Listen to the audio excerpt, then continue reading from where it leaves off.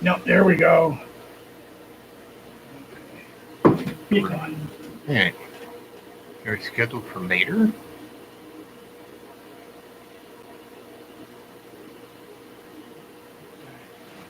Turn your mic on. Yeah, there you go.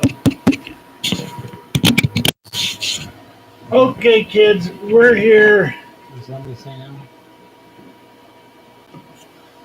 Ken, hi Daryl, you're not live. You have you set scheduled later tonight? No.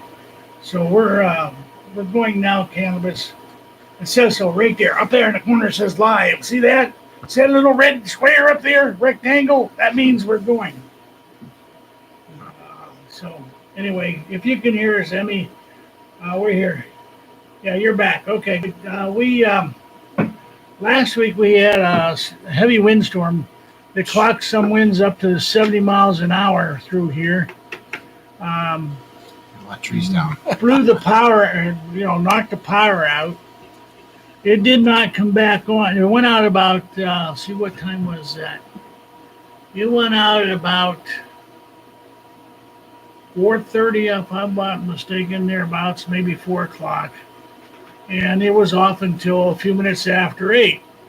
So that's why we were not on the air last week. But top it all off, if about 9:30, quarter to 10, it went off again, and this time it stayed off until Oh, you call me 3:45. quarter to 4. Yeah. Okay, so it was right around there. It had been off already at that time. So anyway, message. You sent me 2 messages and you retracted them. How dare you do that? Because now you got my curiosity up. Anyway, so then I had to piddle around with the radio station over the first couple of days. I got mother home on Friday, but unfortunately, I had to make a trip to the emergency room. Um, all this stress that I've been under caught up with me, and my system started to shut down, and so I had to go in and had to go in and get myself flushed out. I'm telling you, the more they give me those molasses and milk enemas, the better they taste. Okay. And get used to them, I guess. Scotty won't be here.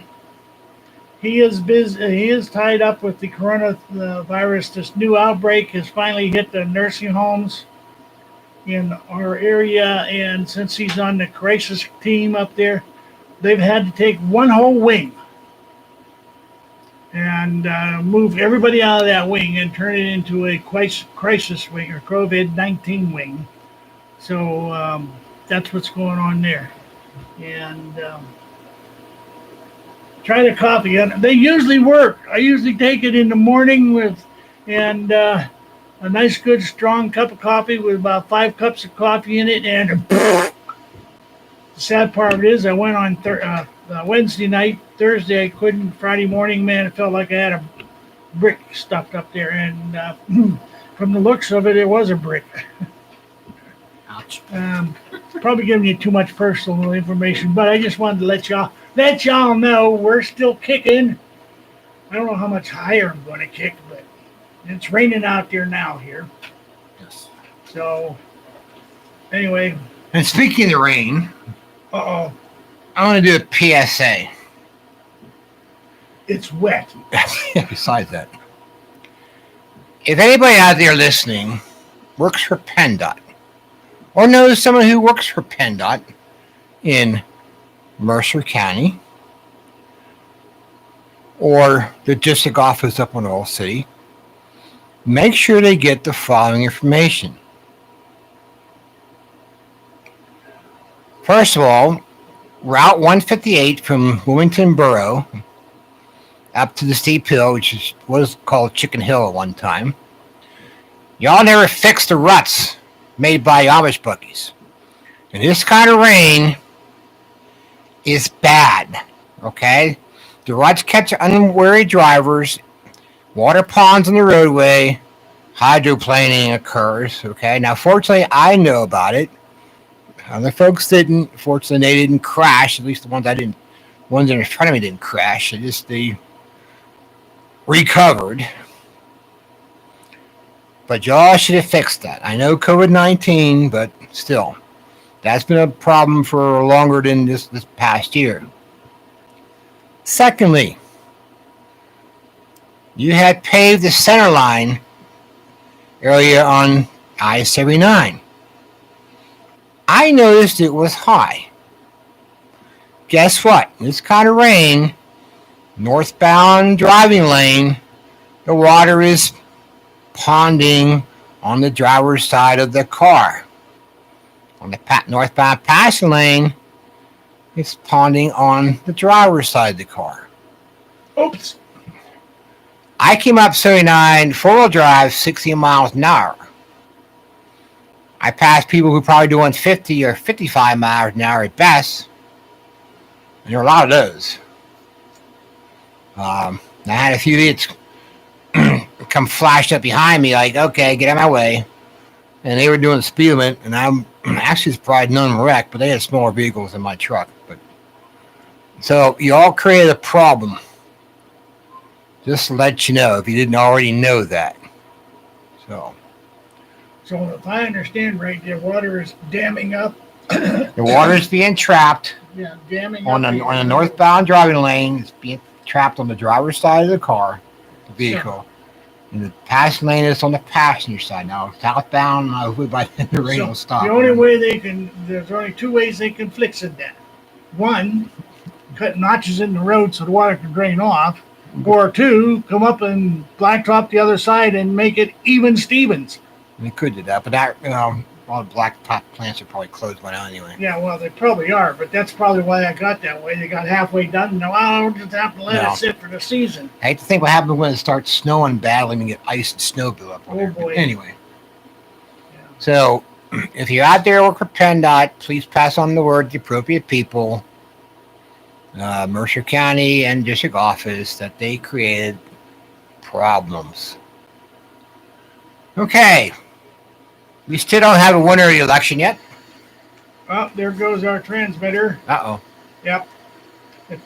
Our antenna on our transmitter apparently is shot. So if you go over here and push up the button, their power supply, the rectangular one, just turn it off.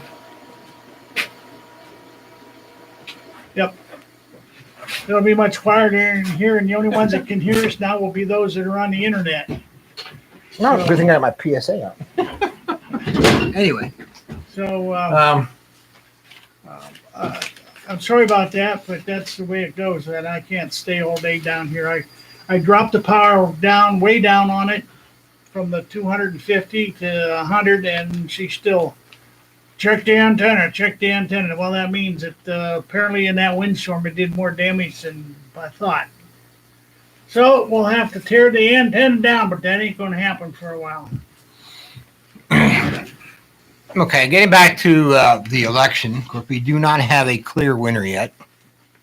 And gun sales are up. People are scared that Biden will be declared the official winner. Gun sales are gone up. Now, as of the end of September, our Commonwealth, Pennsylvania, was ranked number 7 nationwide in number of background checks conducted so far this year in 2020.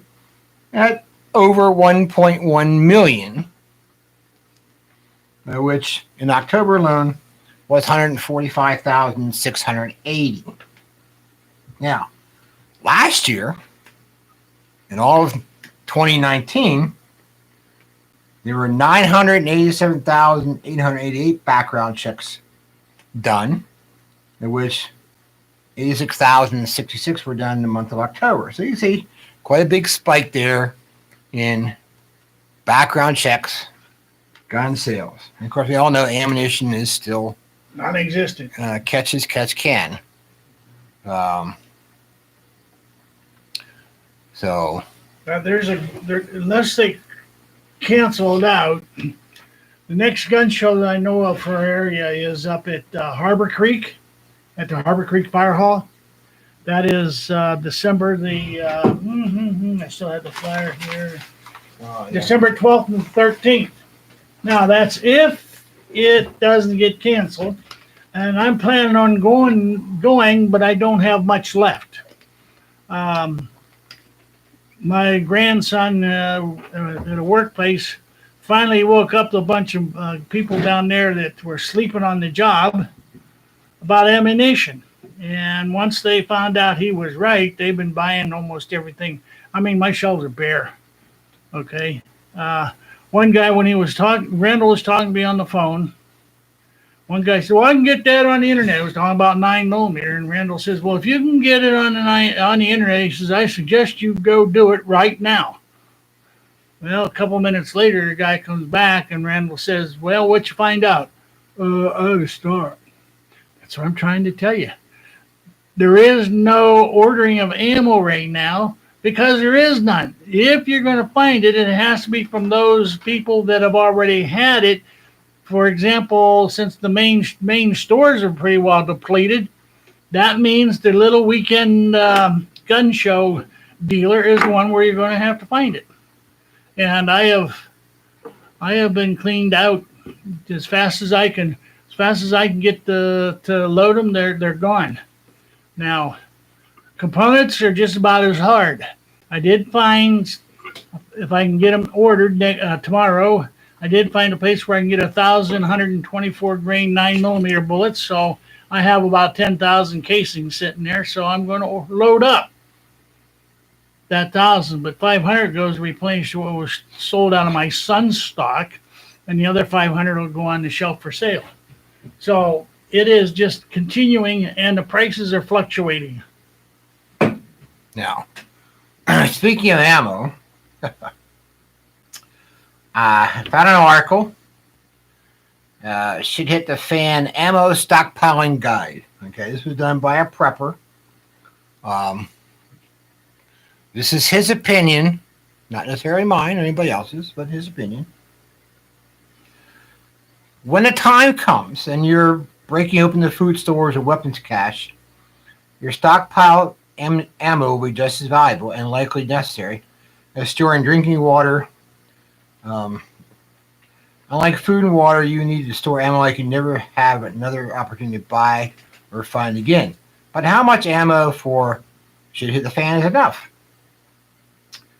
To answer that, we need to look at calibers, type of firearms, and needs.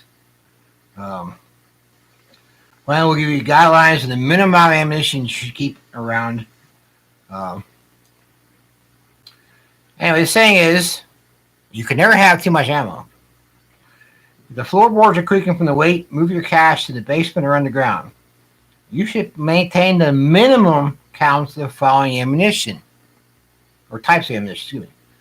2,000 defensive rifle cartridges, 800 hunting rifle cartridges, 300 defensive shot shells, buckshot, or slugs, or both, 600 hunting shot shells, and 1,200 pistol cartridges.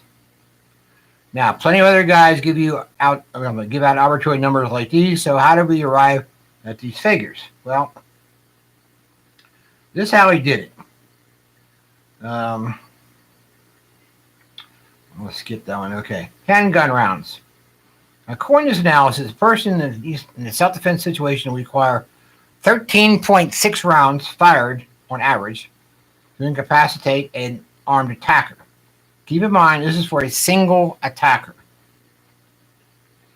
In a survival situation, you will encounter groups of individuals, and those groups share common, often competing and hostile goals.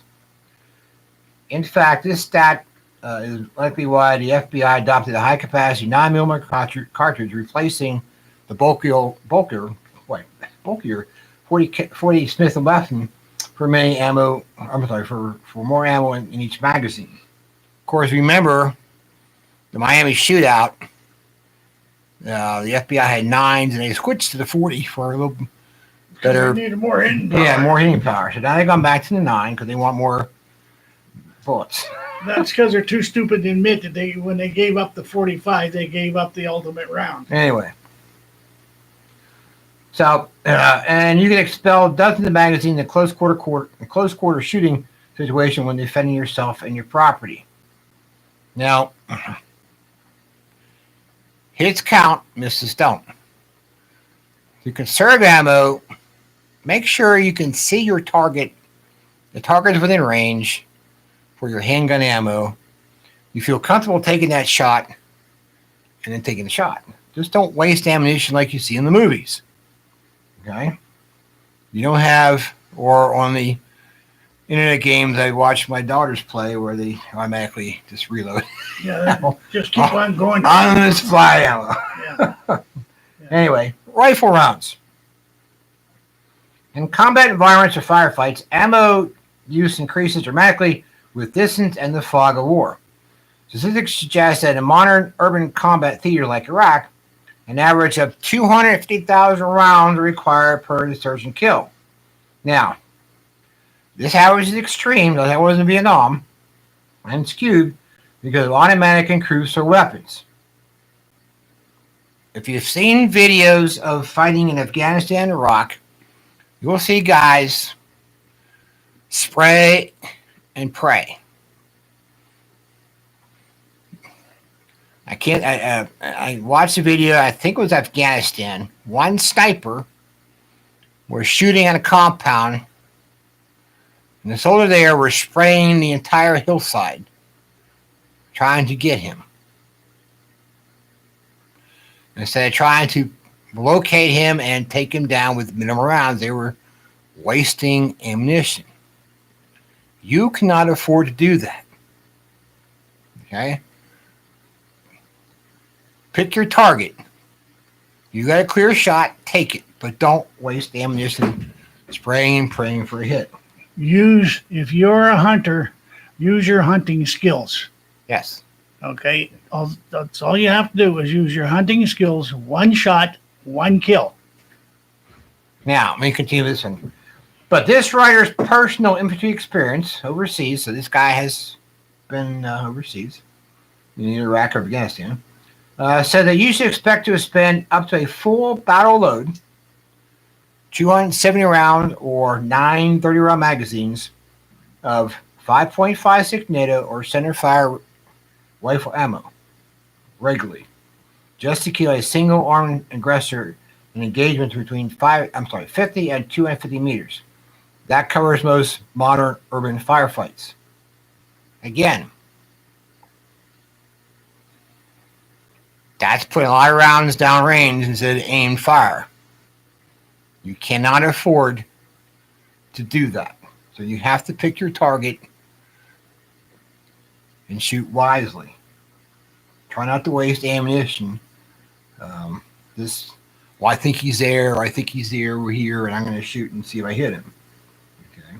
And if you have more than one person with you, then the odds are better that maybe somebody will actually see where he's firing from. Anyway, let me continue.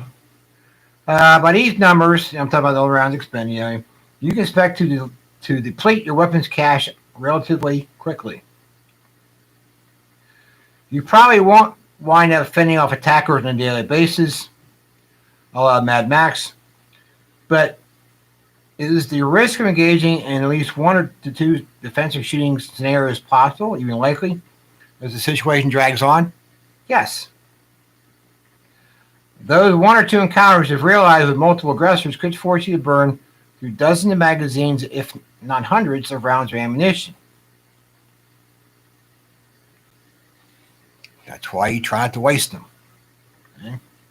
When I was in Iraq, while out somewhere, on my person were 7 30-round magazines. Okay? In a separate bag, I could slip over my shoulder, were more. Okay, so I had over 300 rounds of rifle ammo, plus 9 magazines 15 rounds each of pistol ammunition. So, um, anyway. Hunting rounds. This I couldn't believe. The average American deer hunter requires between 1 to 7 rounds fired before he or she snags some antlers. I don't think I ever used more than 2. I've used 3 in one day. Well, I know. But I also brought home 3 pieces of game in one day. I did one. I've used. There were some days I used 2 because I had 2 doe tags, and boom, boom, and there were 2 doe, and fired one, fired When another. When I was younger, way younger, about 20, I had a 30-30 Marlins when I hunted with. And it was not the right gun for where I was at because it was too big of fields out there. And, yeah, because you're looking at 150 round or 150 yards is well, probably max range. There's one that came out there and I shot at it, and I could see I hit it in the foot with the first round because I could see it lift its foot up. Okay, so I fired a total of 7 rounds. Hit it 6 out of the 7 times, but I had to cross the creek. On the other side of the creek, I paced it off. It was 450 paces. Whoa. Yeah, it's a long shot for a 30-30. Now, if that was a 308, that would have been a chump shot, really. So I did. That's what I have now. That's what I use is 308. So if push comes to shove, I take my 308 and I would use my sporting rounds, and I don't give a shit. You give me 1 inch, just 1 inch of target, and I will put a bullet in there. And you'll be hurting because it won't be full metal jacket. It'll be a soft point, which then if it hits a bone, will take your arm off. Ouch. Yeah. Anyway, an aggregate study of data collected over the past few decades indicates most hunters require 3.1 shots per deer. Well, let's see. I know a couple times I missed, but then I realized my scope was off. So I think the most I've ever wasted a deer was 2 shots. But then again, oops, scope's off. Okay, go back, get back at rifle. Anyway, we'll keep it simple. In a survival scenario that spans through months and seasons, a few hundred rounds of hunting ammo per gun is a sure guarantee that you'll never run out the resource required to gather food. Well, if you have a 30-06,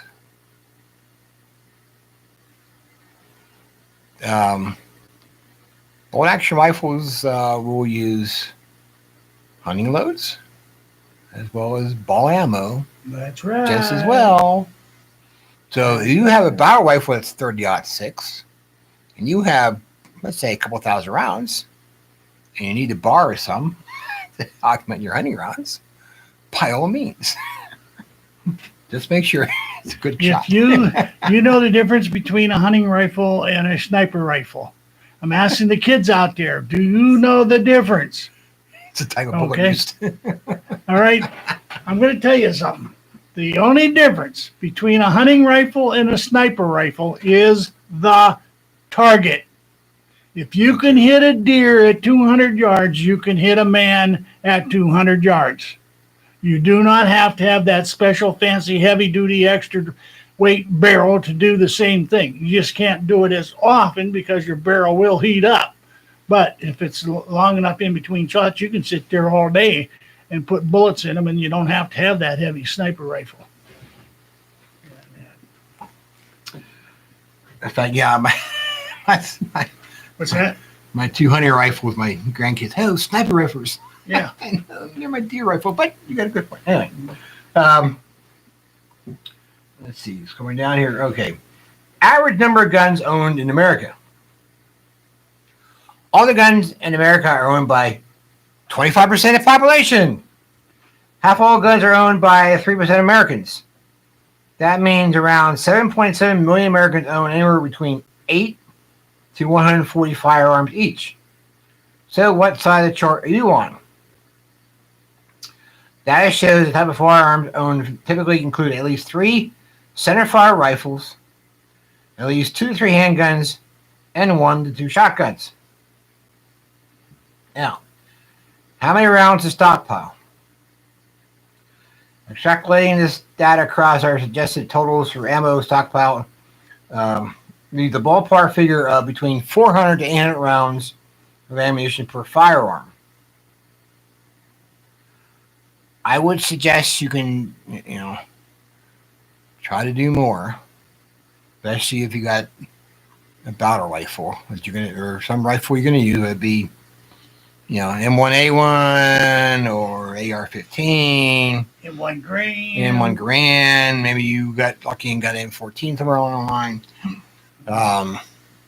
M1 Carbine, FALFN. I mean, one of those,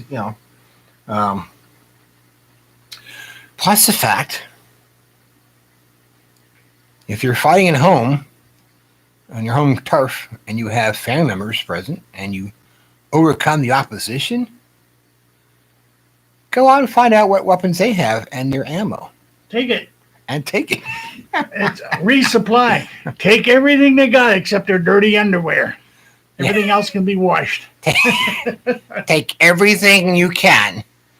As one person said, your opposition is a mobile resupply pod.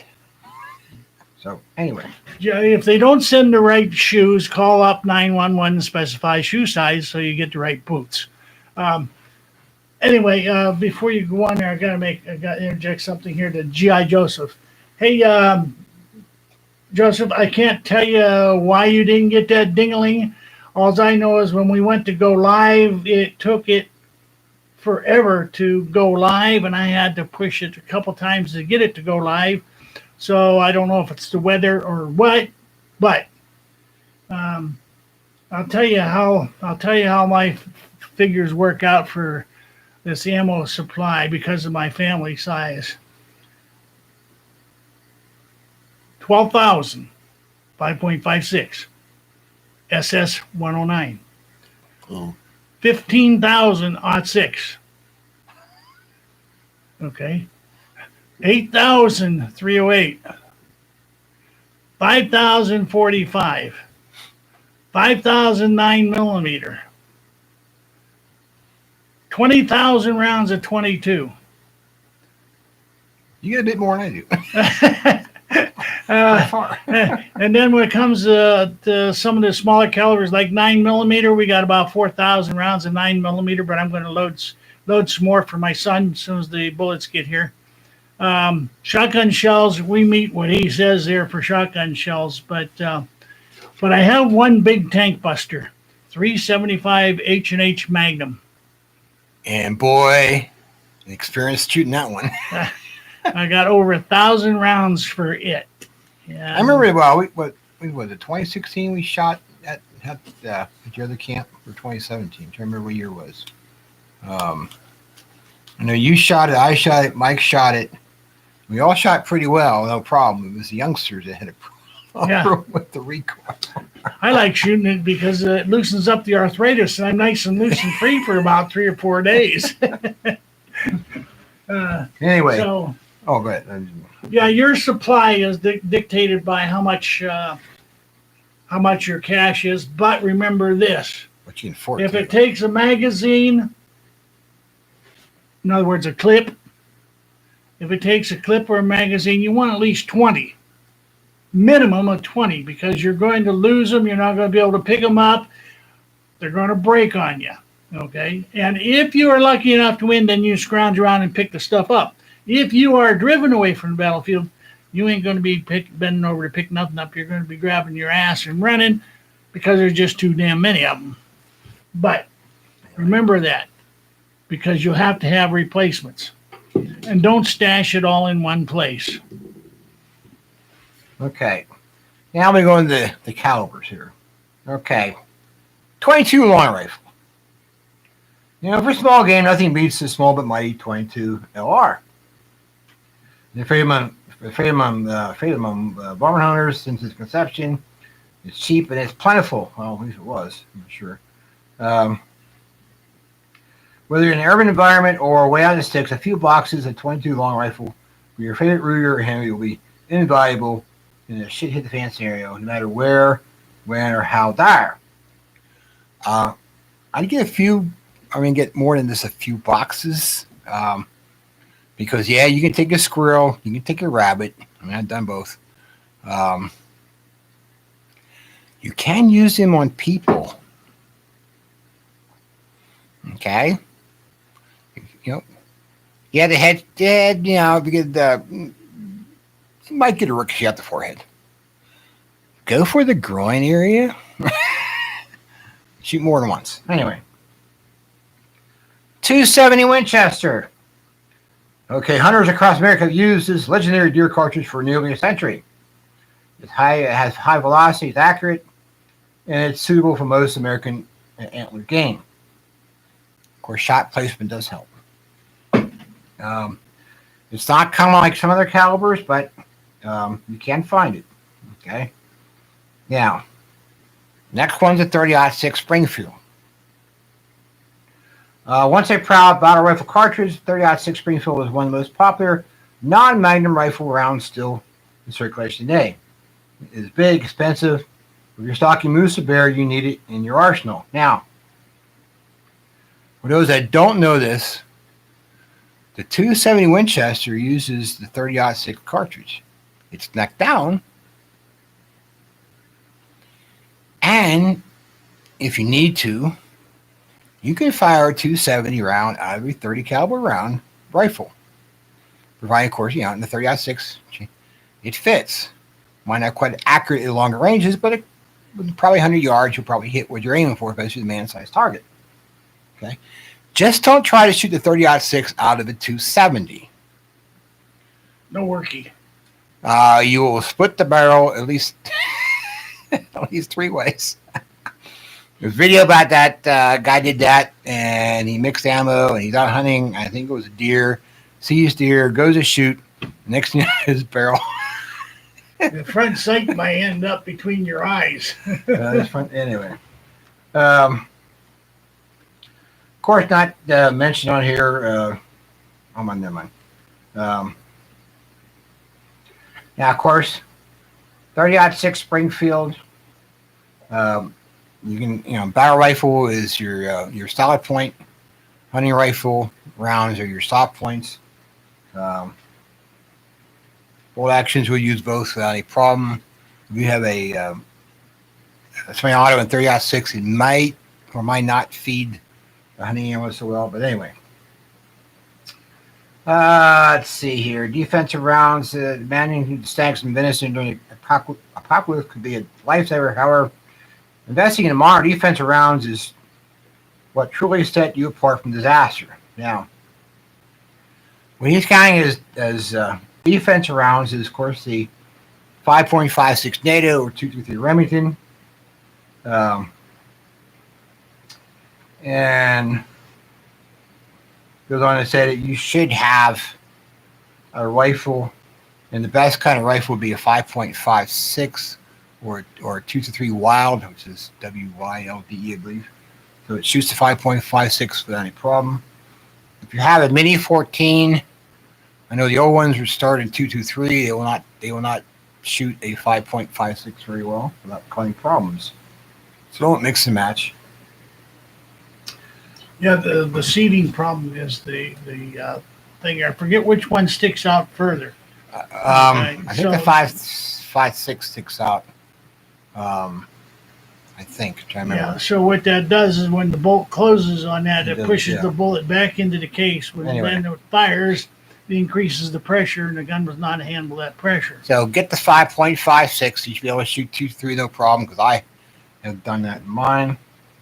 Or if you get a 2-3 Wild, and somebody explained it to me once a few years back what that meant. It's designed to fire both 5.56 and 223 without any problems. And it does work. Okay, next one. 7.62 by 51 NATO / 308 Winchester. The 7.6 NATO and its commercial equivalent, the 308 Winchester, remain two of the most popular 30 caliber rifle cartridges in circulation. They've been used by the U.S. military for nearly 75 years. And goes on to and the right loads can even defeat some body armor types. Okay. Now, there is a caveat that I read elsewhere that 308 Winchester and 7.62 NATO, or 7.62 by 51 NATO, are not quite the same. And a semi-automatic rifle in 7.62 might not feed a 308 Winchester. So very well. So keep that in mind. Try not to mix and match. That might be because of the manufacturer and the powder. Well, there's some differences. Yeah. Some of that powder is pretty corrosive that the Europeans still use, or South Americans still use. Now, as far as I know, you can fire either one out of a bolt action 308 without any problem. But that may cause a function problem there. 9mm Parabellum, also called 9mm Luger, is all the same. 9mm Parabellum cartridge is one of the most popular and compatible pistol cartridges on the market.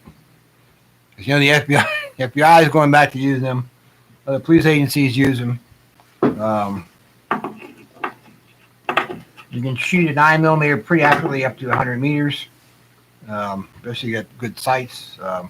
And of course, there are some carbines that come in 9mm, so you can fire one in a pistol or a rifle configuration. Again, if you know who your attackers are and you happen to win, and you go out to the battlefield and police up, and if you need 9 and they have 9, by all means take it. They got 40, take that in the weapons too. And remember, carry a pair of lineman pliers because you can always take the gold out of their teeth. Might as well get something out of that. And the 12-gauge shot shell. Before you cry foul, the 12-gauge shells are hunting rounds. Hear this out. In a shit hit the fan situation, you will likely engage targets with your firearms in a defensive capacity long before you can pull a trigger on a wild animal. A 12 gauge is an effective cartridge for virtually any American game. In contrast, it makes for even better close quarters deterrent when collateral damage is of little concern. Of course, it's bigger than most of your rifle rounds, so it will take up more space. Now, I've seen a lot of people write about, okay, if you got a 12 gauge and you're in a house, use birdshot because it won't penetrate the walls as easily as buckshot. Okay. I just stick with 12 gauge buckshot for defense as well as slugs. I mean, close range you use pellets. 4 would be a good shot for both. I was just going to say the new turkey load that's required in Pennsylvania, number 4 shot. Yeah. Okay. It will do well on turkeys, rabbits, pheasants if you can find them. I haven't shot one in years. I haven't seen any in years either. And on people. Even if it doesn't kill the people, it will hurt. It'll hurt. Okay, it'll take them out. You don't have to worry about them no more. And if you're concerned about them wearing a vest, shoot them again. Aim for the crotch. A few stockpiling notes here.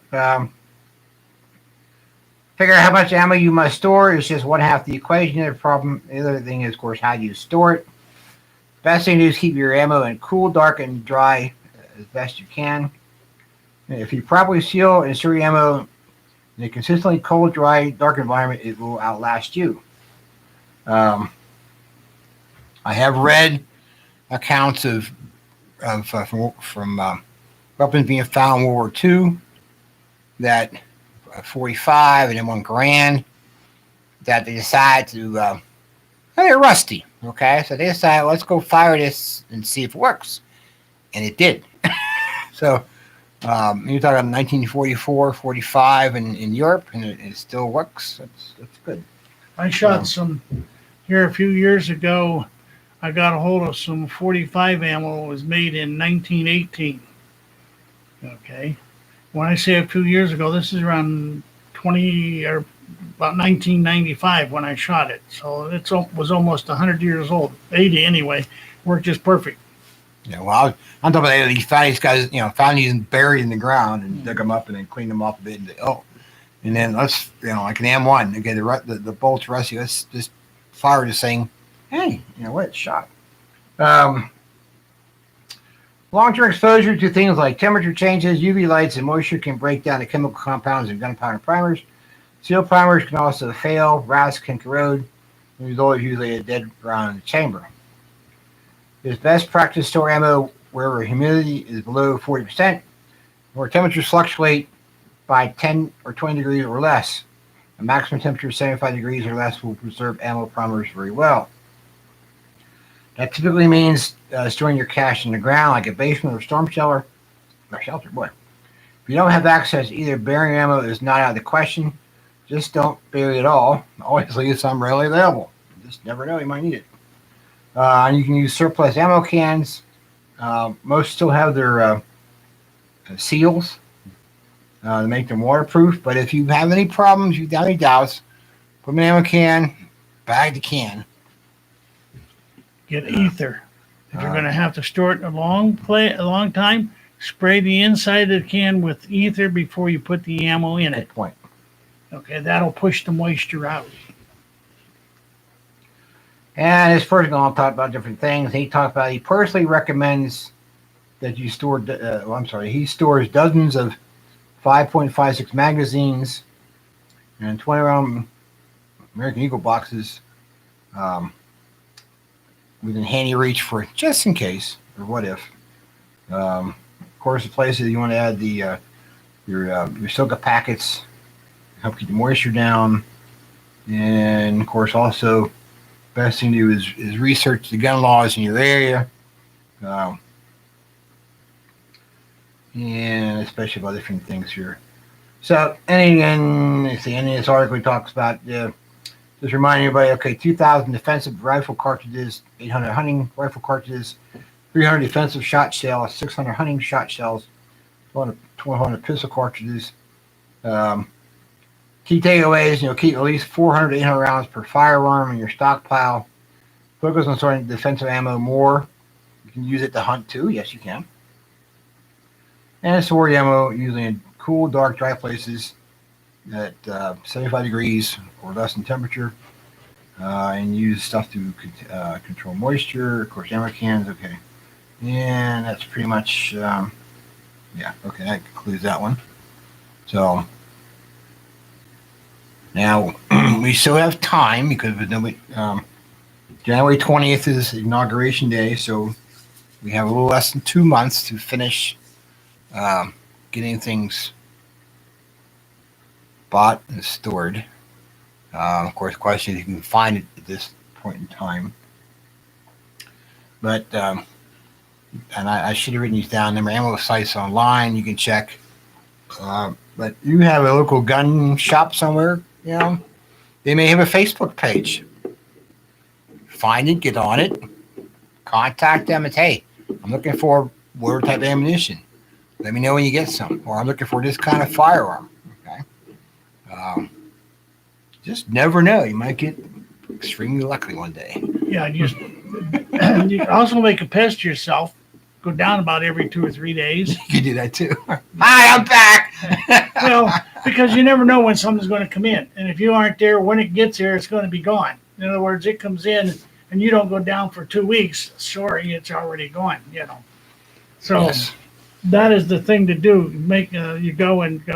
I keep checking on the internet every day. I go through dozens of places where you can buy ammo, where you can buy components. I have found components here, scattered here, there. This guy might have one component, but he doesn't have a lot. This guy over here has another component or another caliber bullet for another cartridge. Okay. So, when I find them, I buy them. Now, tomorrow I expect to buy 1,000 9mm bullets if they still have them. I'm trying two websites come to mind to me: AIM surplus.com, um, classicfirearms.com, and I have to write it down. You can always try Midway. Although I Midway. just did them this afternoon before It's the a show Midway started. USA, isn't it? .com? Yeah, Midway USA, and they ain't got nothing. I was Yeah, just I on know. there. Um, Then there's Sportsman's Guide. I haven't checked them today, but the last time I checked them, that was Saturday, or not Saturday. That was Thursday. They've got nothing. Natchez has got nothing. Brownells has got nothing. yeah, Um, you'll get notified. if you want, if you push the button, notify me when it come in. They'll notify you when it comes in. But you better be ready to jump on it right that then. that's the problem. You might check your emails. Hey, good, it came in this morning, this afternoon. I got time. Maybe not. As I've heard, people have gotten emails said, "Oh, I'll check this later. I'll do this later," and want to do it, and whoops, um, gone. So Well, we have about 4 or 6 minutes before the top of the hour for our first break. So okay, as you know, here in Pennsylvania, our beloved governor, the communist pecker headed that he is. yeah, tyrant. Anyway, and his can't really say girlfriend because he's actually a guy wearing drag. Shim. Anyway, Dr. Levine goes by Rachel, but his really name is Richard. Really, and Dr. Shim. he is dickless because he did have it cut off. Oh, he had a dictylectomy. Yeah, he is cut off. So yeah, but his DNA is still a guy. Anyway, of course, I have encouraged us here in Pennsylvania not to travel. Uh, do not have people over your house. Um, if you have people over your house and they're not family members, that you're all supposed to wear masks. Um, hey, Gov, Wolf, hey, Dick, negatory, Big Ben. I'm sorry. Um, people are going to be over, and there won't be a mask in sight. Okay? Of course, they're all family members, all people I've dealt with over the last several months, but there won't be a mask in sight. And it won't be, well, I won't say. Numbers wise. I understand New York, the sheriffs up there are not going to enforce Governor Cuomo's Thanksgiving directives and lockdowns and all that stuff. In fact, I understand businesses are chasing health department and sheriff people out of their stores. Hey, this is my store. You can't tell me what to do. I wish they do that in Pennsylvania. Once people hear about it, that they got their backbone up in New York, then the thing will happen here in Pennsylvania. Now I know in Michigan, there I know Governor Whitmore. She's done some draconian stuff, more draconian stuff, and the legislators up there are trying to impeach her. I think our legislators tried to impeach Wolf, but the Democrats that were originally for it then backed out against that. They lost their spine. So the challenge to Wolf's veto uh, was for naught. So the spineless wonders had. Well, I'm planning on going to my son's house for Thanksgiving, and then I'm planning on going to the mountains, and I'm going to kill me a deer before the coronavirus kills it. Save it from the coronavirus or death by coronavirus. I'm going to save it. Scotty's on board. He chimed in. I'll let you know he's still alive if you haven't seen the emails there. So at this point, kids, we're going to take about a 5-minute break, and we'll be back shortly.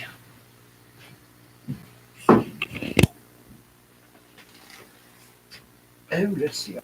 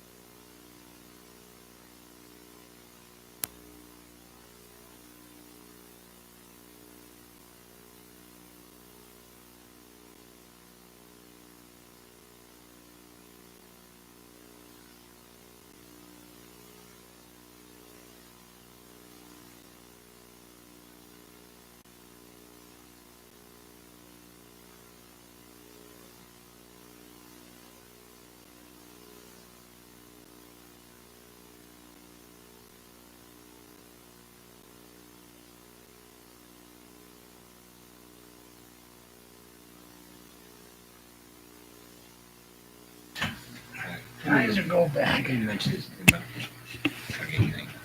Okay, kids, can you hear us? We back, we think, and I know I'm getting tired. I have not felt good all weekend. In fact, my sides and insides ached from all the shit that.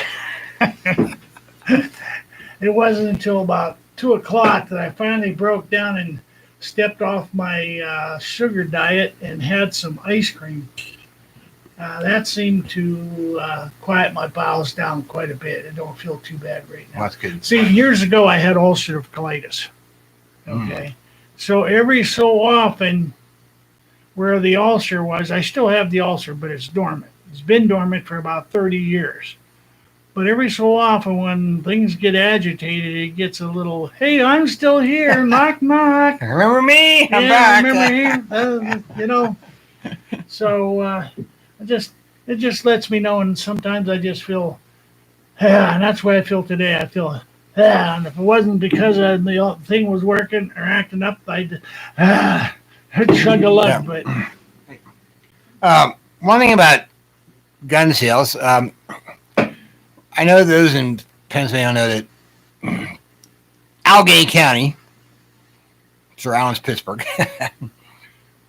Before the election,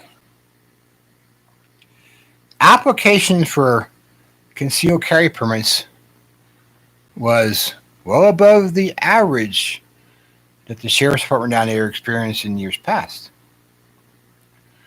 Now, I haven't seen or heard anything more recent, but in the days following November 3rd,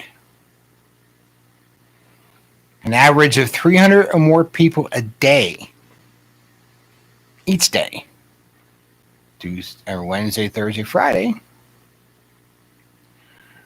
were in the Allegheny County's office, sheriff's office, applying for concealed carry permits. Now, was that due because they fear Biden being elected president? Or is it due to the increased violence they've had in Allegheny County, Pittsburgh, over the last few months? I mean, there have been shootings, there have been murders, there have been abductions. I'm going to speculate and say it's been probably a case of both. Wow. Because I know right now Biden, in the part of his campaigning, said he was all for cutting the funds of the police. Yeah. Okay. Well, if you take away police protection, what's going to happen? Got to do it yourself. Okay. Now, Or you and your neighbors. Remember the old phrase or saying, when the cat's away, the mice will play? Okay. And that's what's coming down the pike. Hey, hey. Ho, ho. Mm-hmm. Anyhow, I got a question for somebody out there that lives in Pennsylvania. And it just crossed my mind. Since the election is over and I had all these people vote by ballot, I wonder if the people are now voting by the second type of vote, and that is by gun purchasing. How many guns are being purchased per ballot that was cast? Or how many ballots were cast per gun being, whichever the case. Anyway. Now remember there's 12 million people. And at one time when come deer season, Pennsylvania fielded 1.1 million hunters on the first day of deer season. Which was larger at the time, than the standing army. Yes, larger than the standing army of the United States. 1.1 million. Now, they didn't all go away. Sure, a lot of them died off, but there's new breeds coming up all the time. I think last year they were talking about 750,000. Yeah, that started to increase now again. Oh. And so, anyhow, then that's just ones that got licensed to hunt. That doesn't include people that have the guns for collections or whatever that don't hunt. That go target practicing or competition shooting and all that. So, just imagine. You bastards from the UN want to go through the state of Pennsylvania and all the hunters turn out. what kind of luck are you going to have? Now, I know the neighbor down the roof of me does not hunt. And until recently, he practiced quite a bit. Mhm. And I don't know who the person is up the road from me. It's so, I'm not sure what house he's in.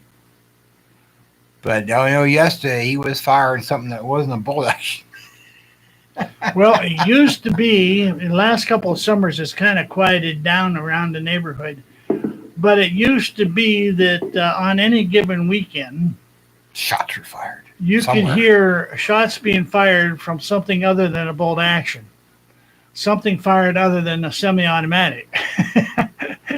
And I'm Yeah. talking in about a half dozen places at one time. And somebody west, well, kind of northwest of me, I don't know what he has.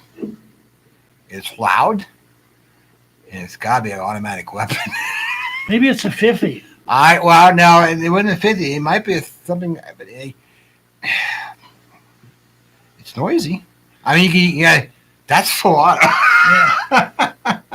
I mean, I unless would, he's got one of those illegal triggers. That, I would dearly love to get hold of a 50 again. I haven't shot one since 2006. I blew a car up with one, and I shot the door off another with it, and it's just damn right fun. The most fun you can have with your clothes on, bar none.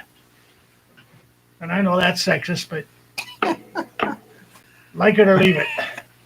Anyway, as we all know, we've been suffering from this pandemic. Oh my God!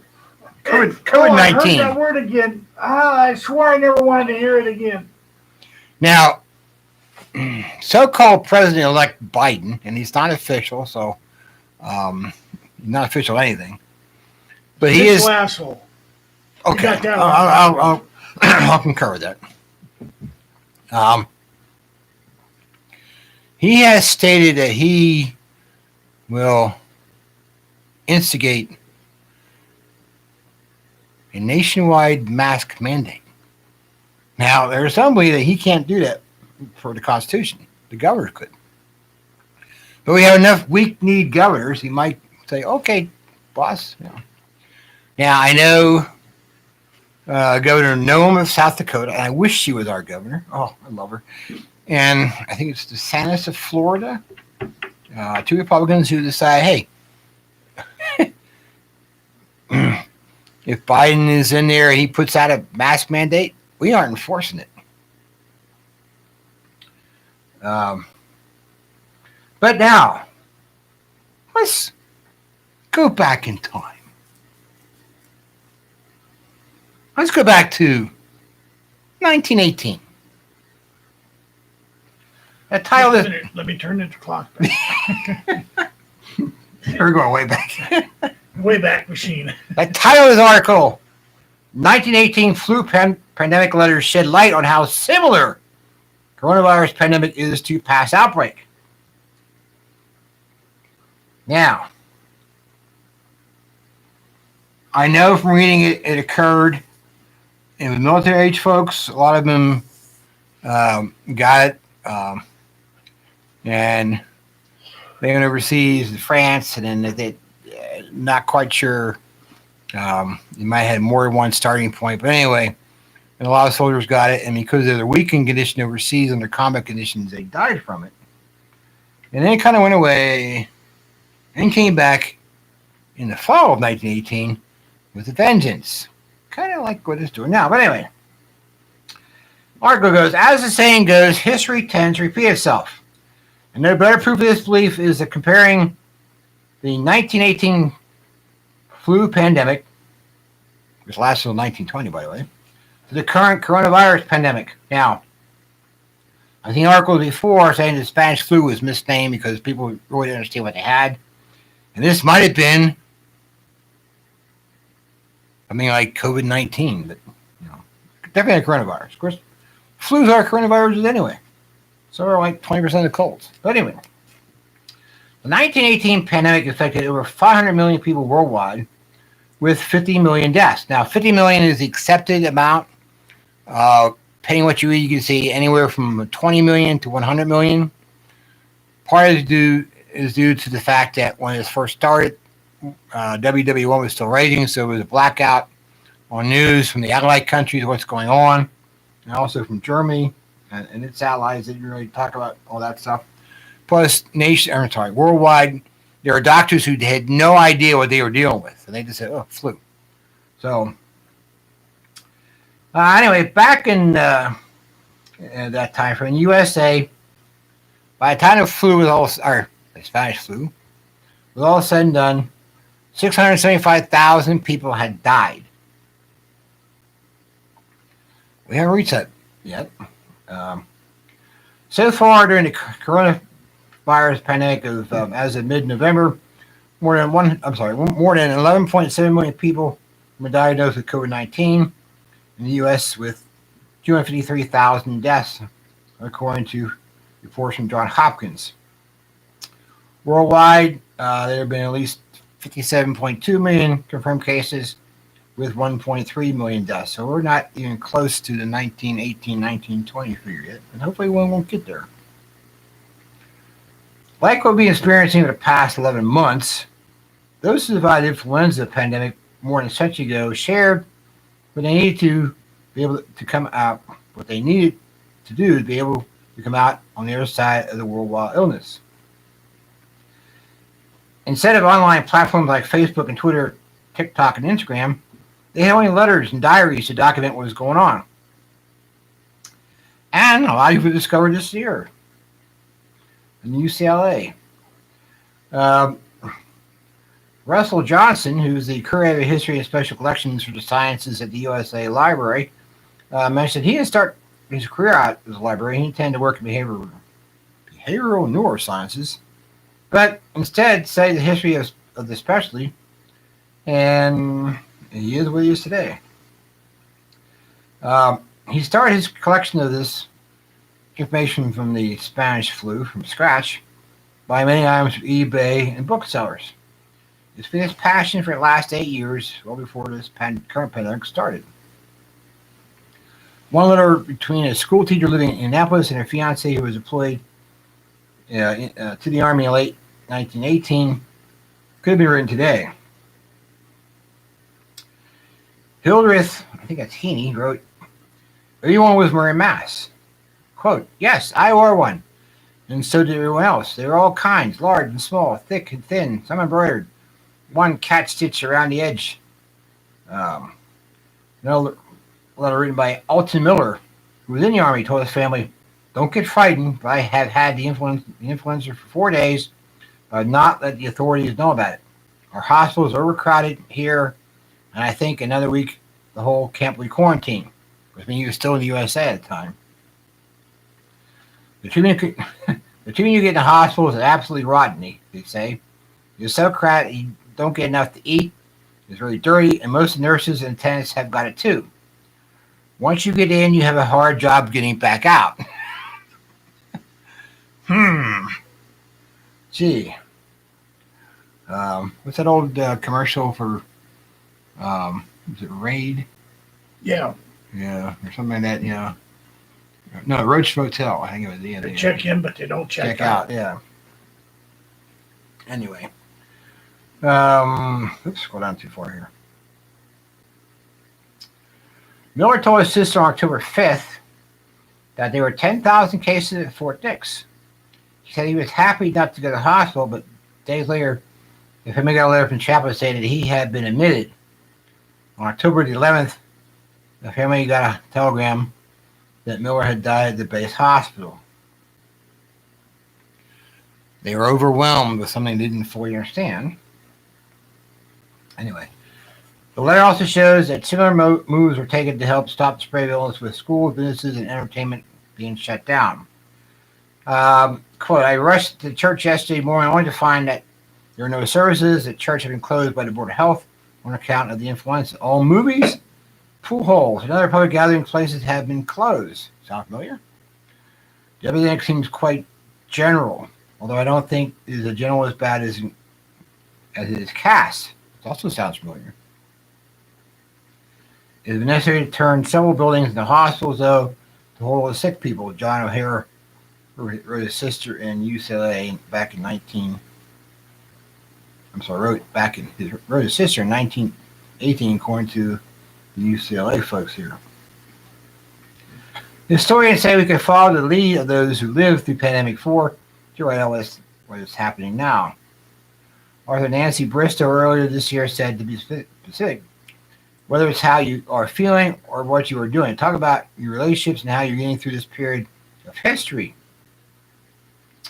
Bristow also compiled correspondence in her book, American Pandemic, The Lost Worlds of the 1918 Influenza Epidemic. Also, make sure you write in something that will last. If you're using an electronic platform, print a hard copy. Don't depend on Facebook, Twitter, or other social media platforms. Also, read what was written in 1918 and use it as an inspiration. And it goes on to list different things that you could use as references and how to acquire information, write it down, so on and so forth. Now, it's been a while since I read up on the Spanish flu of, and I say flu, quote unquote, 1918, 1920. It affected different people at different times. One go around, it affected pregnant women in particular. And a lot of pregnant women not only lost their babies, but also lost their lives in the process. When it first struck, it hit military-age men because it somehow got started in military camps. Fort Dix was one. Fort Leavenworth in Kansas was another one.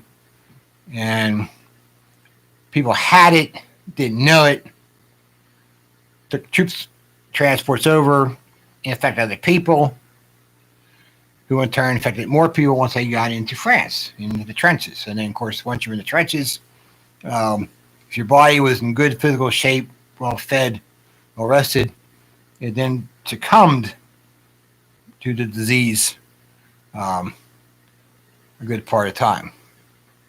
And it spread into Europe. Actually, I think every continent in the world in 1918, 1920 reported some kind of flu epidemic and people dying. Now, they had baseball games and football games. People attended en masse wearing E-N-M-A-S-S-E, wearing masks, M-A-S-K-S, okay? Not like you're having now with limited, if any, people in the stadium, socially distancing. They didn't social distance back then. They probably told their mask will protect them. Like we've been told our mask will protect us. So if you stand at least 6 feet away from somebody, what Dr. Devine said to you, your mask protects me, my mask protects you. Okay? Horse shit. Yeah, well, anyway. Some doctor, and I wish I don't think I know if I saved it for today or not. He got to say, COVID-19 is an aerosol. When you sneeze, you might sneeze that thing not to 6 feet, it may be 30 feet or more. You know, depending on the angle of your sneeze. You know, how far it reaches. So, yeah, the guy 6 foot away not only gets it, but if he's not blocking it, the guy 30 feet away might get it. Well, at least on his clothes. Yeah, the masks are supposed to contain it when you sneeze. Okay. It's supposed to contain it when you sneeze. And it's also supposed to keep it out when you breathe, when the other people breathe, you know. But you have, if you have it and you sneeze into your mask and you breathe in, what did you just do? You just recontaminated yourself. Your body sneezes because that's a defensive mechanism to get rid of things. Mm-hmm. If you sneeze into your mask, you prevent that from going anywhere, not much past your nose. So, and then you breathe it back in. You didn't do your body any good. So one, before you breathe, take your mask off. Clean your mask, okay? Or, better yet, just take your mask off and sneeze. I do. I get try to get it a hanky in time, but you never know. But I get looks like, oh, he just sneezed. I He took his figured mask off. I figured out why they require everybody to wear a mask. With the cutting back of the police departments, got all these criminals out there running around, breaking law, burning people's houses, burning cars, stealing stuff.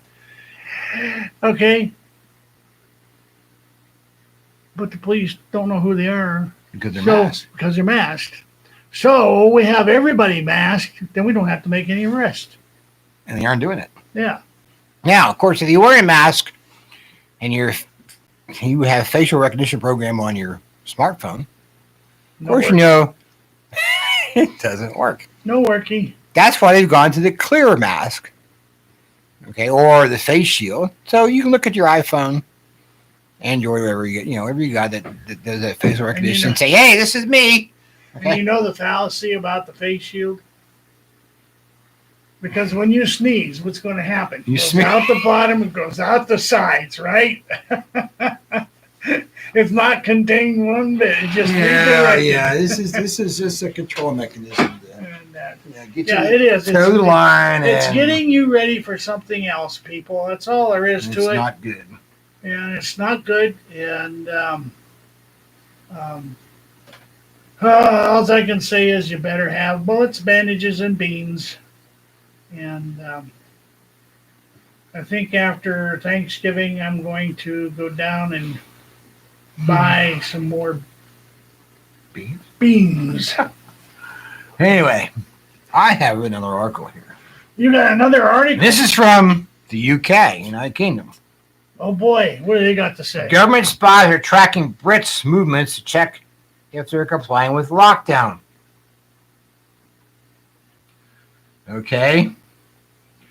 The GCHQ, which is Government Communication Headquarters, spooks, are monitoring the movement of British people minute by minute to check if they are complying with government restrictions, according to reports.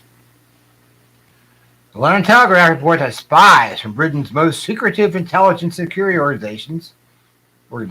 Government Communication Headquarters, have embedded a cell within number 10 Downing Street, which is where the Prime Minister lives, in order to provide Prime Minister Boris Johnson with real-time information pertaining to the public's movements. The Daily Mail also reports on developments, which notes that the GCHQ, normally tasked with spying on terrorists and foreign powers, have been turned on the British public to gauge whether people are following the COVID rules or not. The report notes that as well as tracking the movements of people, the spies are collecting information on internet searches for holidays and jobs. A source told the Telegraph that spying is aiding, quote, better policy making, unquote, concerning the coronavirus pandemic, and we use in order to make decisions on whether the lockdown will be extended over in the UK beyond December 2nd.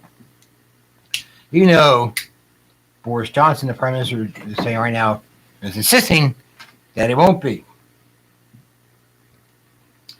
Now, before claims that the GCHQ has collected all information from the malign track and trace app on your smartphone, and ensuring it is anonymized, so it can't be used by hostile states.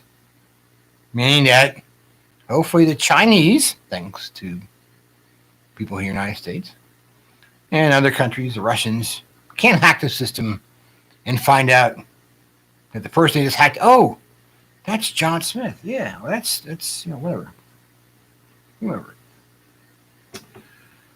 The spy agency is also being employed to combat anti-vaccination conspiracy theories being spread on social media in relation to the pandemic. Speaking anonymously to the London Times earlier this month, a source noted that the GCHQ has been told to take out anti-vaxxers on online and social media. That means they delete them.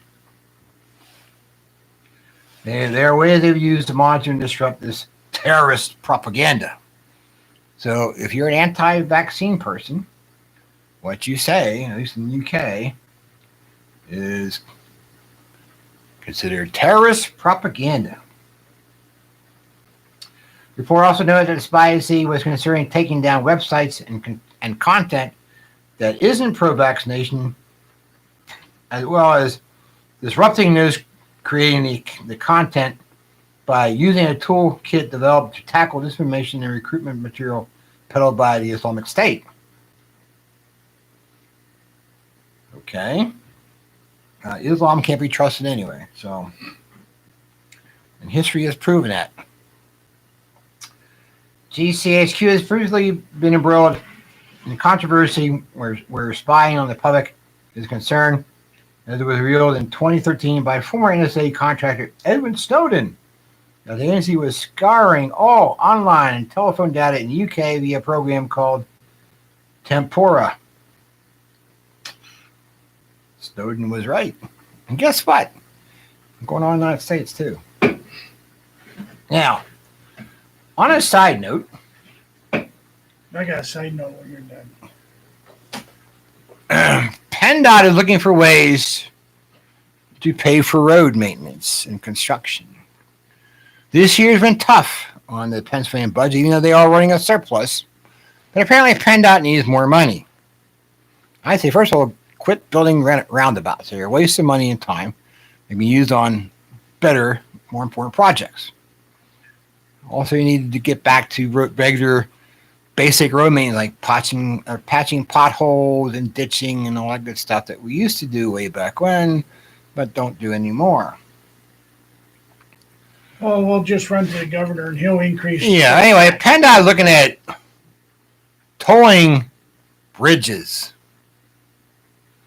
Now, I haven't been across the Delaware River. I think it's the Ben Franklin Bridge. That's part of 76. I'm trying to remember. Anyway, I think that's tolled, but there are other bridges that may not be tolled. I haven't been across the Delaware River in quite a while. I think the bridge that goes from, let's see, 80 across? No. Where is that? Does that mean they'll put a toll on 79 over there where Geneva Marsh is? I don't know. But besides looking at putting tolls on certain bridges, maybe all bridges for that matter, they're going to use GPS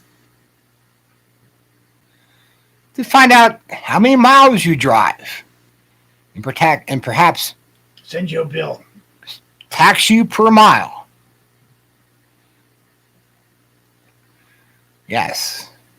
Infamous GPS. It's a wonder tool, but now it's being used as a tracking tool, or will be used by PennDOT or the state. Somebody down there is going to Harrisburg and use that.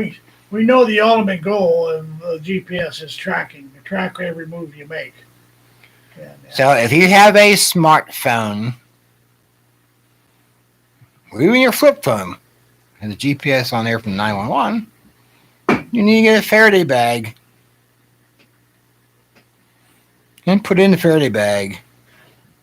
Actually, turn off first and put it in the Faraday bag. That way, they can't track you. You were here, and then you were someplace else, and they don't know how you got there. But anyway, it's easy. Throw your phone away, or that too. Yeah. Disconnect the computer in your car, or go pull that particular chip. Something I've been seeing in the last couple of days on television, Armstrong is now advertising a new improvement on their internet service. Okay, where you go, it goes? What's that? Where you go, it goes? Yeah. If your kids are playing on their phone or on their smart pad and are not doing their homework like they're supposed to, you can shut it down. Now, we've been telling you before, years before, that they have a system made up out there to shut cars down whenever they want. Now it's coming to the computer work. Say hello to the new, was that G5 or whatever, 5G, whatever. 5G. Yeah. Yeah. Okay. Say hello to the new 5G because now it has all these new capabilities that they're going to start putting out there. Poor kids, you won't be able to play with your phone so long now. Mommy and Daddy are going to punish you. Do your homework, learn something. Maybe you'll learn how to spell for a change. Or maybe even make change for a change. Or how about cooking yourself a meal? Anyway, I'm getting over that. Anyway. Yeah. Just recently, so-called President-elect Joe Biden had a press conference. And he struggled with words. Hey, amazing, huh? Anyway, Joe Biden struggled with his words and thoughts on several occasions at a news conference Thursday following a meeting with governors regarding the coronavirus pandemic. Quote, thirdly, we discussed the need to help states with Title 32 funding for the National Guard. That's a fancy way of saying governors need to be able to get funding when they need to bring the National Guard into play, he said. I don't think I stuttered quite right, but anyway. In another instance, he had trouble with the Defense Production Act, which President Trump used to support the supply chain for the nation's COVID-19 response. Quote from Biden: we're going to enforce the employee defense, reconstruct the act. They will go out and dictate companies build and do following things. The 78-year-old said. Now, beside the fact he stuttered, okay, reconstruct the act to be able to go out and dictate to companies what they're going to build and do? That's not the American way. That is fascism, Nazism, communism. You folks out there voted Biden, thanks a lot for nothing. If he actually gets in there. Anyway, going further, Biden goes, we're going to enforce the, Employee Defense Reconstructing Act, to be able to go out and dictate company. Okay. So he kind of tried again, still didn't make it. BizPack Review commented that Biden's apparent cognitive decline since leaving the vice presidency has been a frequent topic of conversation throughout his campaign.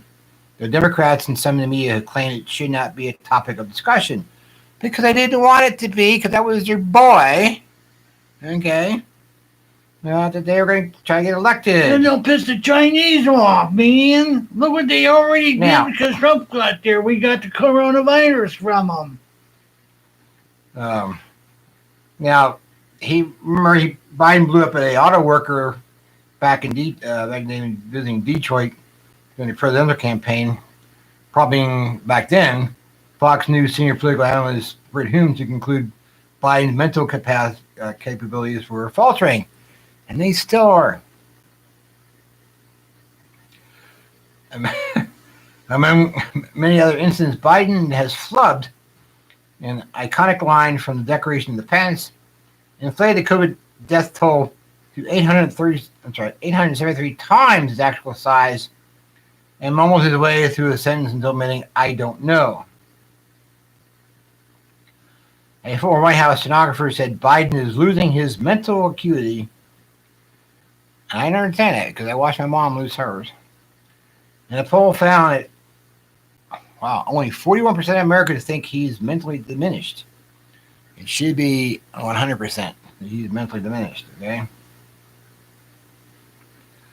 Yeah, I talked about last spring to another. That's because that's the percentage that voted for him. Yeah, I mentioned the thing last spring when he misspoke. And, again, commenting about Biden referred to a non-existent border between Venezuela and Bolivia. Introduced his granddaughter as his dead son, then got her name wrong. He also called President Trump George. Failed to remember. They printed this wrong. To remember the name of the senator who was a Mormon, a rhino, and the governor at one time, and addressed people of Arizona while he was in Nevada. And this idiot was elected, well, supposedly elected president of the United States. Yeah, well, right. Now, I listened, I don't usually do, but I happened to catch part of the Savage Nation there on Friday, as I was out and about. Michael Savage had actually commented on Thursday's press conference. And actually went in better detail than that news article I just read.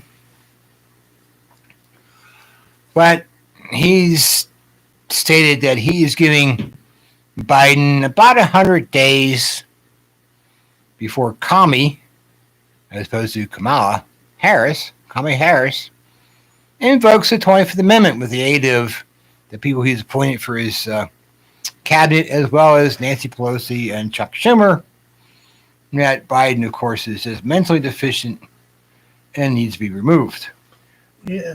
Remember back when the Democratic campaign was going on and all the candidates, the 27 of them, okay, back in the spring, as they were being knocked out, and Kamala Harris was looking like maybe she was going to, and then all of a sudden she quit. Yeah. Well, in one of the interviews that she had made, she let it slip that there was a deal made. Yeah. Okay, and the deal was, and I'm going to tell you this, I don't have proof, but I'm telling you on my own speculation, that Biden is a Trojan horse.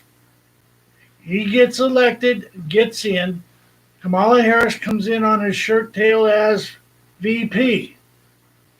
She then gets to be president when they use the 27th Amendment, 25th Amendment diminished capacity clause, and remove Biden from presidency 6 to 8 months into his term. Just remember, 6 to 8 months, maybe a little longer than that, but I'm giving them 6 to 8 months because they got to make it look not too obvious. Okay. Yeah,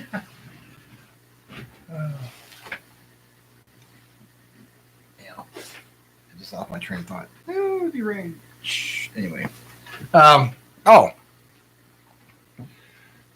voters, potential voters, future voters. When you look at a presidential candidate, you have to look at the person selected to be vice president. Okay. You can't just vote for the guy who's running for president and hope for the best. I think too many people might have, or perhaps had their vote changed. Oh, that's it. Anyway, anybody with half a brain should have figured out Biden, no matter shape or form, to be president of the United States, and that if he got elected, he'd be ousted, and Kamala Harris would be president. And if you read what she has said, she'll be worse than Biden. So those who voted Democrat out there, if Kamala Harris becomes president, again, thanks for nothing. Okay, you little commie bastards. Now, on a slightly different note,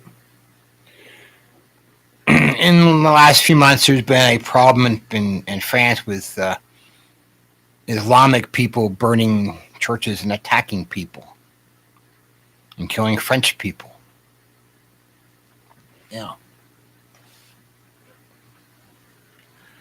French President Macron demands Muslims accept, quote, Republican values, unquote, charter and counter Islamic push. What he's, I'm going to just paraphrase the article out here. Of course, what he's upset about is, um, well, France has the largest Islamic population in Western Europe. Why they were so stupid to do that, I don't know. But the French president wants them to accept the fact, hey, this is France. This is not some Islamic country. We have Republican values here, and you must learn to accept them. Macron, another, you guys have not learned from history. What did the Islamic people do back in prior centuries? They invaded Europe. They conquered parts of Europe that had to be reconquered and freed. They don't care about Christianity, Christian values. They certainly don't care about your so-called Republican values in France. So why are you people stupid enough to take him in? Idiots here in the United States are stupid enough, or maybe he was voter fraud. They caused Barack Obama to be elected and re-elected, and he brought in millions of Islamic people from Somalia and some other places. We don't need them. Okay, they've already been a pain in the ass, and continue to be pains in the asses, and there are at least two of them in Congress. So you have to go back and review history. You cannot trust these people as a group. Individually, probably not so bad. Knew a few. But these militants, they want to capture Europe, take over the world eventually. They want the world to be Muslim. Okay? They don't believe in, their God is not the Christian God. Okay? And they abhor the idea of Jesus being the Son of God.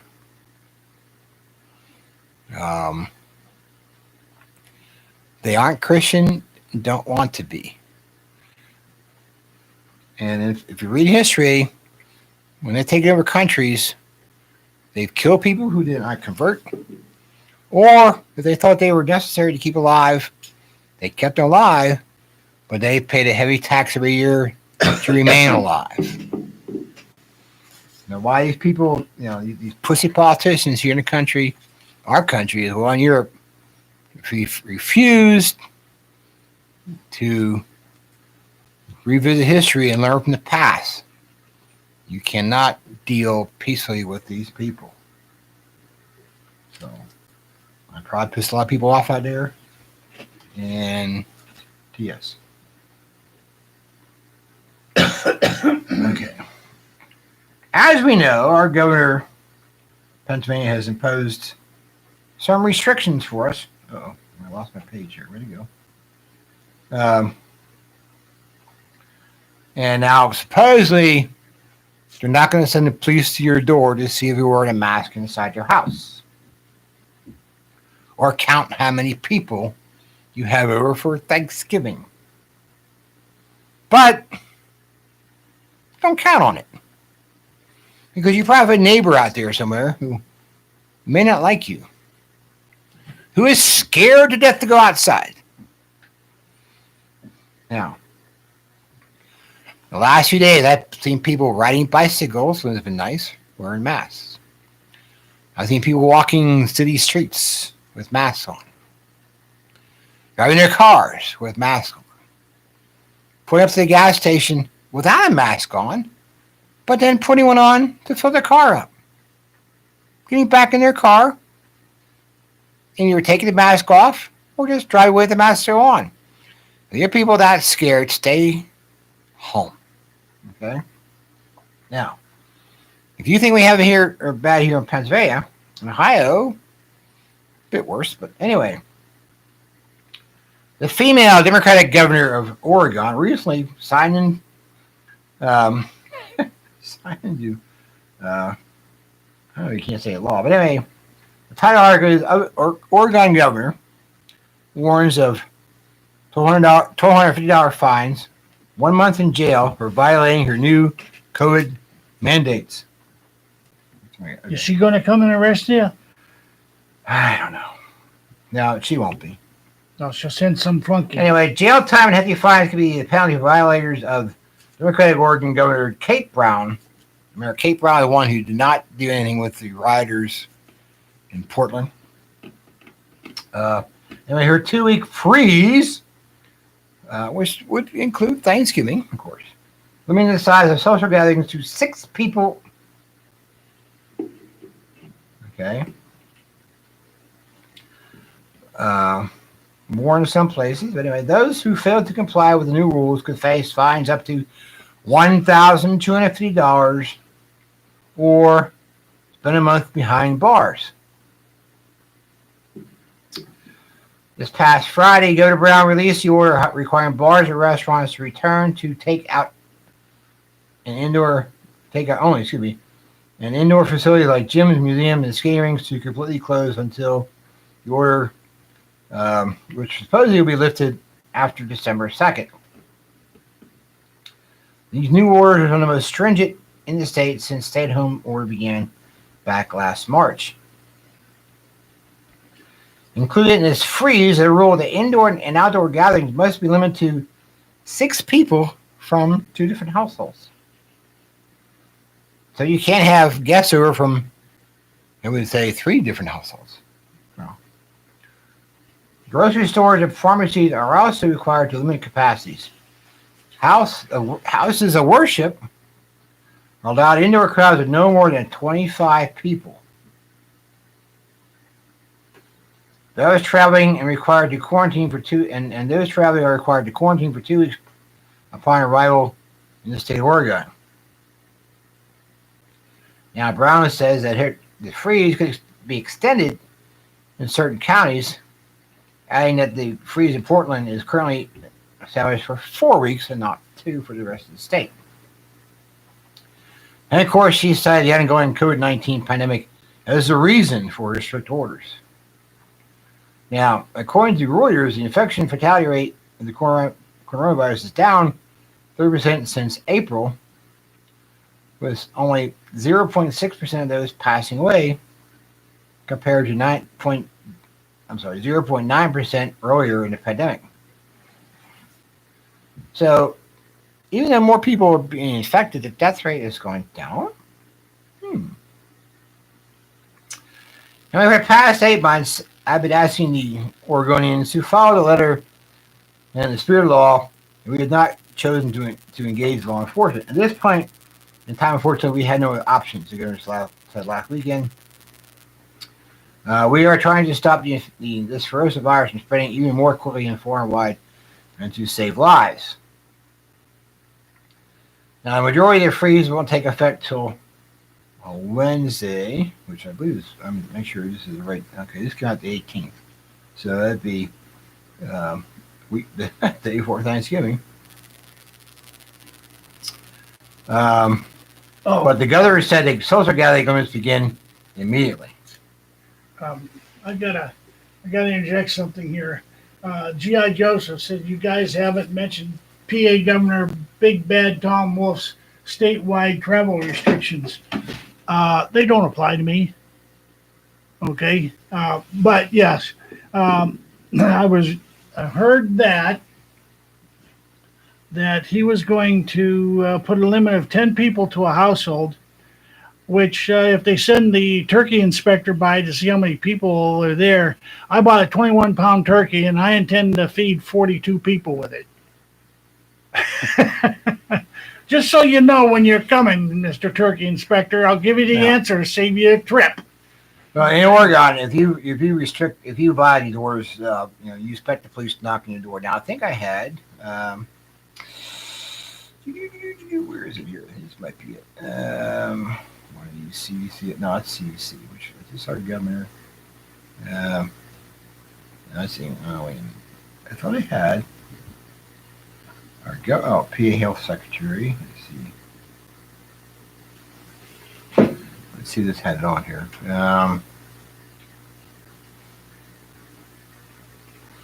Let's see. PA Health Secretary is new order mask wearing is required indoors if you are physically distant. Yeah, right.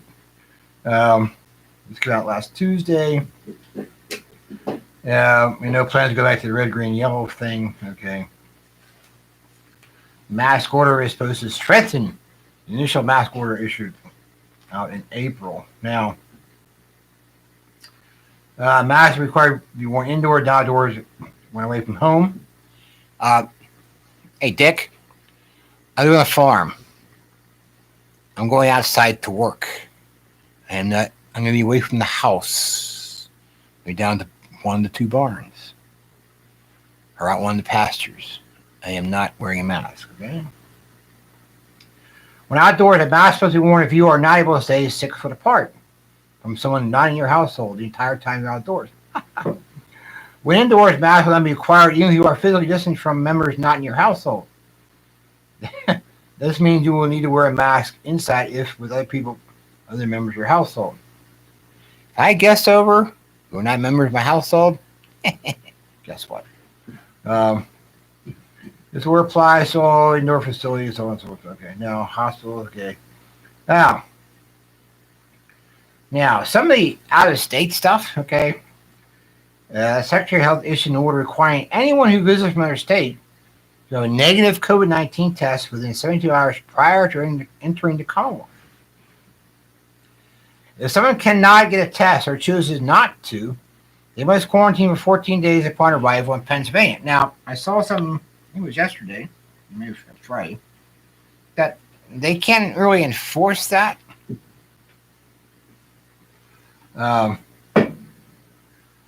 Now, people have snitched on neighbors earlier this pandemic.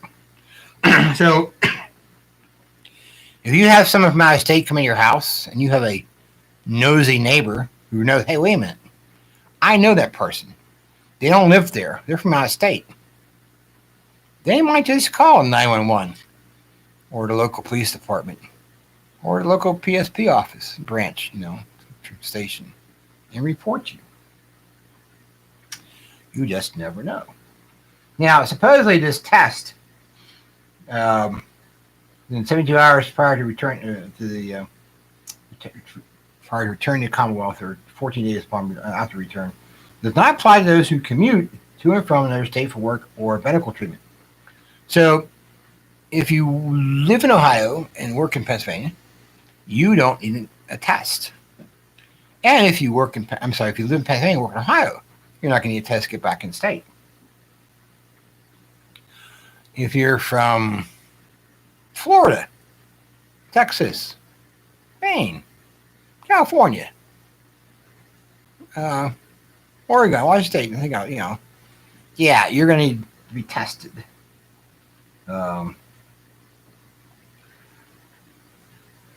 Now, of course, this order went into effect this past Friday.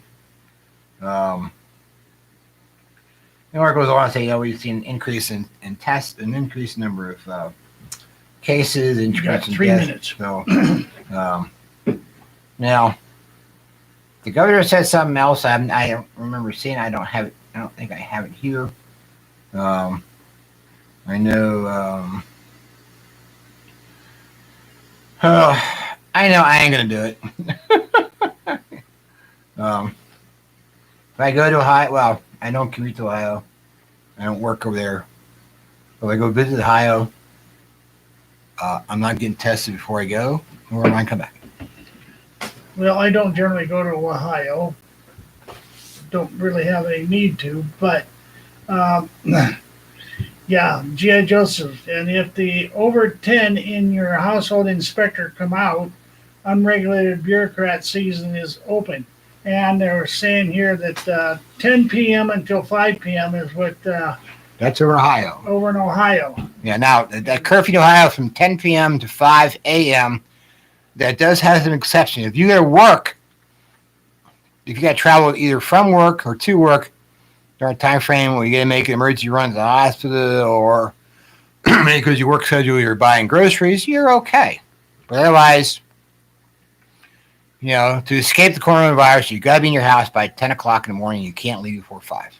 Well, that won't apply to me either because I just signed on with a job with the Pennsylvania Game Commission to call the deer herd. So you're going to work in Pennsylvania? No, Yes. Okay, no Yeah. problem. You live and work here. That's good. Yeah. You don't mean to be tested for anything. So, Wait a anyway. minute.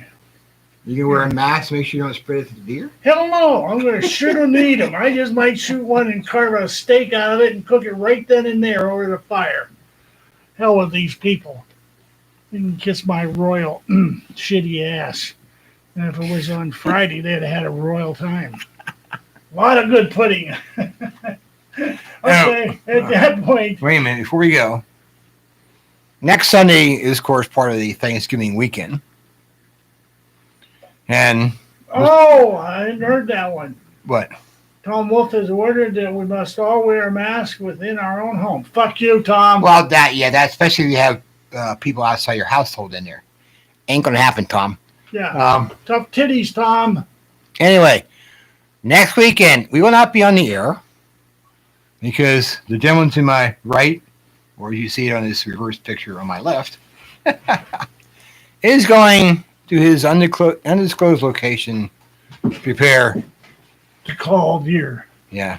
Apparently he's got some bucks lined up. I mean, you have them tied out yet? Or Huh? you have them tied out, they're still roaming free. No, I didn't tie him up because it's bear season. No. Oh, yeah, that's right. You See, now I'll go up Friday morning You have them tied and out? tie him up.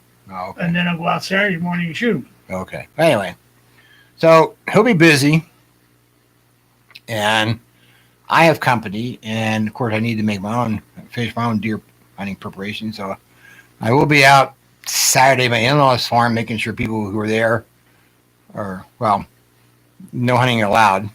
So I will have to stop if I see anybody wearing orange and say, hey, where's your Get written? the hell out of here. Well, yeah, this year you both have in your possession the written permit from the landowner, which they won't have.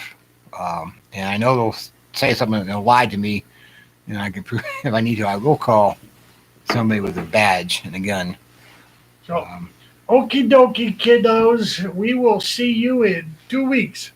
Deuce weeks, not douche weeks, deuce Yeah. weeks. Enjoy your turkey and everything else that goes along with it. Enjoy whatever company you have for Thanksgiving. And those going out hunting, good luck. The first week in Pennsylvania is buck. And Unless you have one of the DMAT pegs. well, I yeah, got one well, of them, anyway, so, well, you're good then. yeah, I'm good. And for those that who still really need to buy ammunition, good luck trying to find Yeah, some. go try and find it. I'm serious. Things are getting really hard to find, and I don't imagine that after this week or next, there's going to be much out there to be able to find to continue on providing what I Yeah, have. I mean, we got like the last 2 months of the inauguration, so what's here today will be gone tomorrow, but next week it might be back. So you got to keep an eye on things. Yeah. Okay. So Okay, guys. Thanks for listening, and we will see you later. See you in 2 weeks.